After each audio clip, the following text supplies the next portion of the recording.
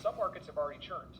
And if you look at the history pattern, this is a repeatable cycle. It happens. That's why when Randy says, I don't care if the market's up or the market's down, he doesn't. He doesn't have to. He just pays attention to where we're at. So now Randy's got the seller that bought way up here. The market starts to correct a little bit. That seller can't sell. And that's why Randy said he's got nowhere else to go. I'm the only guy, Randy, that can really help him because he understands what to do. Okay, so Randy, what do? That guy calls you. He's upside down. He owes more than the house is worth. How do you help this guy? See, guys, once I do that with him, I already know he is definitely going to be a rent-to-own on the back end. Okay, I'm going to buy it. I'm going to put $10 down just to make the contract binding. And people say, we're taking this house. No, I am his only way out. Especially if he's got to move. Maybe he's going through a divorce. Maybe had a crazy wife like I did. So he's got to sell his house or job transfer. I'm not only saving his house, because the only other option is, if he ain't got money to bring to the table, is a bankruptcy, okay, and a foreclosure. Not only am I saving his house, now I'm making payments on it, because remember the loan is still in his name, like everything else. I am helping his credit, okay? So, I'm a big win-win for him. In this house, I'm going to definitely do a rent-to-own. There's so many people out here, guys. Once you start learning the basics of real estate, they've got money, they have no credit. Okay? So back where I used to get $5,000 down, today it's $10,000, $15,000. That money goes in my pocket. I don't care if it's upside down. His payment's $1,000 a month. When I get done, I'm gonna place stuff for $1,300, $1,400 a month. So $15,000 in my pocket is my cash flow. I'm gonna pause you, Randy, because you just dropped gold. Make sure everybody had their gold bucket out and caught those notes. Okay. So what Randy said is he's taking over this guy's house, this $200,000 house. He's taking it over for the mortgage amount, plus he's putting $10 down to make the contract legal, okay? This is real life. This is not fictional. I used to not believe it myself. I used to say, who would ever take $10 down? I used to have those gremlins in my head. And then I met Randy. Randy, I think, how long have we known one another now? Over a decade. 11 years, I was going to say. We got to go up to Canada together and teach a class, and Randy taught me how to teach real estate investors. I remember it. Like, he broke it down for me and said, hey, anyways, so Randy says, I'm getting these $10 houses. I'm like, what? What the heck is the $10 house? Well, you give the seller $10 to make the contract legal, and he's just doing it over and over again. He gives the seller $10 down because the seller's upside down on their mortgage. There's no position to go. Now, for those that might have another gremlin that says, well, why would I want to take over a mortgage if the value of the property is not there? Watch this. Randy, on that $200,000 mortgage, approximately what is the mortgage, taxes, and insurance, the cost per month?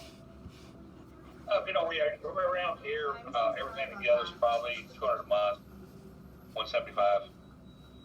Okay, so your monthly payment, taxes, insurance, all that kind of stuff, you're really, really low. Like even on the high extreme end, if it depends. You're talking about everything together. Yeah.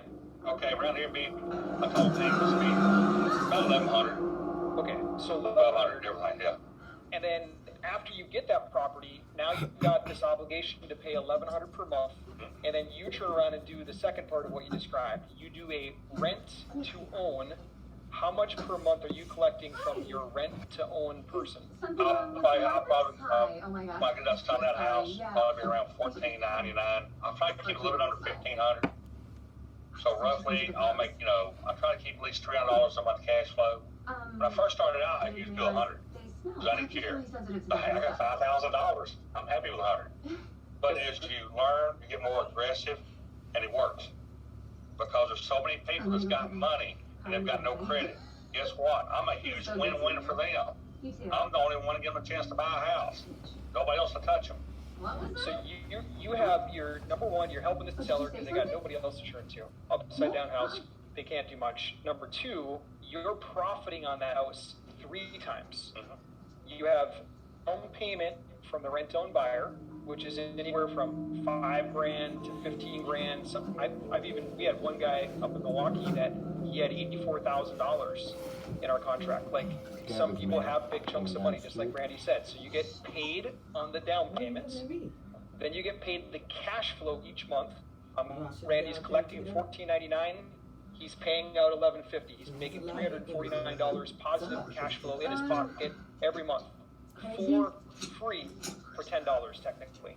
$10. And then here's the third payment, Randy. Where else does that kick in? Because I marked the house up. See, guys, remember, they're putting a down payment.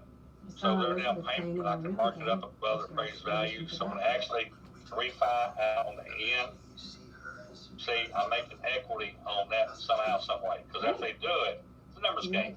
Somebody puts $20,000 down, when they get ready to buy it 2 years from now, I rewrite the contract. Okay? So it just shows what's left on it to give me room to get some equity out of it. So if they're upside down, I try to get the difference on my down payment on the rent on the back end. So as an example, you took over the $200,000 mortgage, so that was your purchase price. How much is the end buyer, the rental buyer, going to buy it from you and cash you out down the road at? I'm going to mark it up, depending on what the economy's at, at least 15%. I try to do 20. I'm a crazy person. And the reason you can do that, because there's another gremlin that's going to pop up here. The gremlin's going to be, no one's going to pay more than market value, Randy. No one's going to do that. Why are people doing this? Because they're personal reasons. Okay?